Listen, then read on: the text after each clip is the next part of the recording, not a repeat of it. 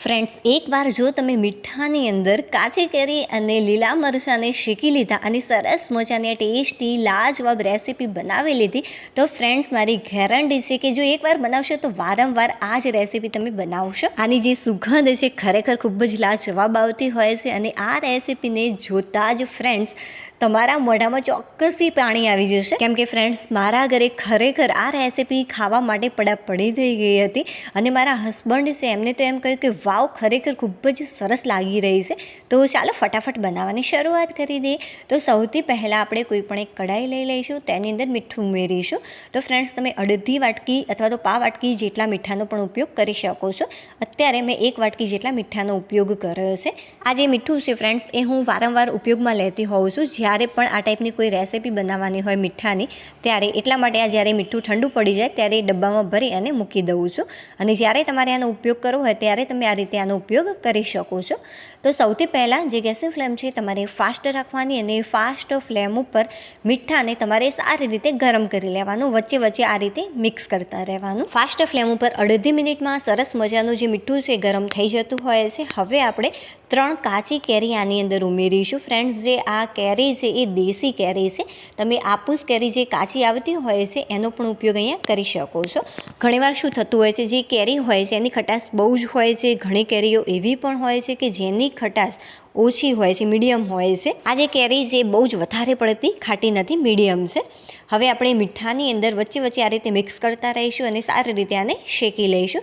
તો શરૂઆતમાં તમારે આને ફક્ત 1 મિનિટ માટે ફાસ્ટ ફ્લેમ ઉપર મીઠાની અંદર શેકવાનું છે. આ રીતે આને આપણે ફ્રેન્ડ્સ, જે આનો કલર છે ચેન્જ બિલકુલ પણ નથી થવા દેવાનો. મતલબ કે દાજી હોય એ ટાઈપનો કલર આપણે નહીં થવા દઈએ, કેમ કે ઓલરેડી જે આ કેરી છે એની ખટાશ ઓછી છે. એટલા માટે જો ખાટી કેરી હોય તો તમારે થોડુંક વધારે શેકી લેવાનું કે જેથી એની ખટાશ દૂર થઈ જાય. હવે ફ્રેન્ડ્સ, આની અંદર 1 નંગ જેટલી ડુંગળી, 2 તીખા લીલા મરચાં અને 2 સૂકા આખા લાલ મરચાં મેં આની અંદર ઉમેરી દીધા છે. હવે જે ગેસની ફ્લેમ છે એ આપણે થોડીવાર માટે મીડિયમ કરી દઈશું. બહુ ફાસ્ટ પણ નહીં અને બહુ સ્લો પણ નહીં. જો ફ્રેન્ડ્સ, જે કેરીનો કલર છે થોડુંક ચેન્જ થવા લાગ્યો છે અને આ રીતે તમે કણજીની મદદથી અડશો ત્યારે તમને થોડીક ઉપરથી સોફ્ટ પણ લાગતી હશે.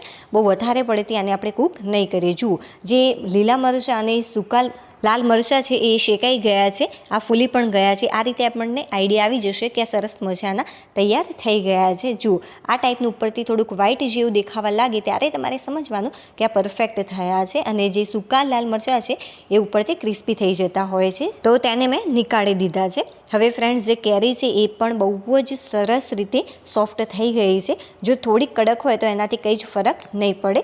બસ આટલી ઇનફ છે. તો ફ્રેન્ડ્સ, કેરીને શેકાતા 3-1 મિનિટ જેટલો ટાઈમ લાગ્યો છે, બહુ વધારે ટાઈમ નથી લાગ્યો. અને જે ગેસની ફ્લેમ છે 1 મિનિટ પછી મેં મીડિયમ કરી દીધી હતી. તમે ફાસ્ટ ફ્લેમ ઉપર પણ આને શેકી શકો છો, તો એ ઝડપથી શેકાઈ જતી હોય છે. હવે ફ્રેન્ડ્સ, જે કેરી છે એને આપણે નીકાળી દઈશું અને જે ડુંગળી છે એને તમારે એમના એમ મીઠાની અંદર રાખવાની છે. અને જે ગેસ છે એ મેં અત્યારે બંધ કરી દીધો છે. જો આંગળીની મદદથી તમે ટચ કરશો તો અમુક જે ભાગ છે તમને પોચા લાગતા હશે, તો પરફેક્ટ આ શેકાઈ ગઈ છે. આપણે બહુ જ દજવાળવાની આની જરૂરિયાત નથી. આ રીતે મીઠાની અંદર શેકવાથી ફ્રેન્ડ્સ, કેરીને ખરેખર જે રેસીપી છે એ ખૂબ જ સરસ બનતી હોય છે. જો તમે પાણીમાં બાફશો તો આટલી સારી એવી મીઠાશ નહીં આવે જેટલી તમે મીઠામાં શેકશો ત્યારે. હવે ફ્રેન્ડ્સ, જે આ કેરી છે એના ઉપર મેં પાણી એડ કર્યું છે 2 ગ્લાસ જેટલું. અને જે મીઠું છે એક્સ્ટ્રા એ આપણે આ રીતે દૂર કરી દઈશું. એકદમ ઇઝીલી આ દૂર થઈ જતું હોય છે. મરચાંને પણ એ જ રીતે તમારે સાફ કરી લેવાના. અને જે ડુંગળી છે ફ્રેન્ડ્સ, એ પણ સરસ મજાની જુઓ કૂક થઈ ગઈ છે, આટલી ઇનફ છે. જો તમે ડુંગળી ખાવાનું પસંદ ન કરતા હોય તો આના વગર પણ આ રેસીપી તૈયાર થઈ શકે છે. જુઓ, સરસ મજાની આ પણ થોડીક સોફ્ટ થઈ ગઈ છે. હવે ફ્રેન્ડ્સ, જે કેરી છે એની જે છાલ છે આપણે દૂર કરી દઈશું. જો એકદમ ઇઝીલી આ છાલ દૂર થઈ જતી હોય છે. અમુક જે ભાગ છે કડક હશે અને જે અમુક ભાગ છે નરમ તૈયાર થયો હશે, કેમ કે આપણે આને એકદમ ઓવરકૂક નથી કરવાની. જુઓ, આ જે ભાગ છે સોફ્ટ બન્યો છે. થોડી આ રીતે કાચી પાકી શેકવાથી જે રેસીપી છે એની મીઠાશ ખૂબ જ સરસ આવતી હોય છે. ખાટી મીઠી લાગશે આ રેસીપી. તો ફ્રેન્ડ્સ, જે છાલ છે મેં બધી જ દૂર કરી દીધી છે. અને જે ડુંગળી છે એની પણ આપણે છાલ આ જ રીતે દૂર કરી દઈશું. જે મરચાંનો દાંડીનો ભાગ છે એને આપણે અલગ કરી દઈશું. તો જે લીલા મરચાં છે એ અને જે લાલ મરચાં છે, તો બંને મરચાંના દાંડીનો મેં ભાગ આ રીતે અલગ કરી દીધો છે. અને હા ફ્રેન્ડ્સ, એક વિડીયો બનાવવામાં ખરેખર બહુ જ મહેનત લાગતી હોય છે. થોડીક પણ રેસીપી તમને પસંદ આવી હોય, યુનિક લાગી હોય તો પ્લીઝ વિડીયોને લાઇક કરી દેજો. ચેનલ પર નવા હોય તો ચેનલને સબસ્ક્રાઈબ કરવાનું બિલકુલ પણ ભૂલતા નહીં. કેરી અને જે ડુંગળી છે એને આપણે રફલી આ રીતે ચોપ કરી લઈશું. જે રીતે આપણે શાક સમારતા હોઈએ છીએ બસ એ જ રીતે તમારે આને ચોપ કરી લેવાનું છે. તો જો ફ્રેન્ડ્સ, જે કેરી છે એને મેં કટ કરી દીધી છે અને જે ડુંગળી છે એને પણ મેં કટ કરી દીધી. ચાલો હવે કોઈ પણ એક વાટકી લઈ લઈશું. ફ્રેન્ડ્સ, આની અંદર માપ પ્રોપર હોવું ખૂબ જ જરૂરી છે, બટ ક્યારે એ પણ હું તમને લાસ્ટમાં કહીશ. હવે ફ્રેન્ડ્સ, એક વાટકી મેં લીધી છે, તેની અંદર આ રીતે ચમચીની મદદથી પ્રેસ કરીને એક વાટકી ભરીને જે આ કાચી કેરી છે એના ટુકડા થયા છે.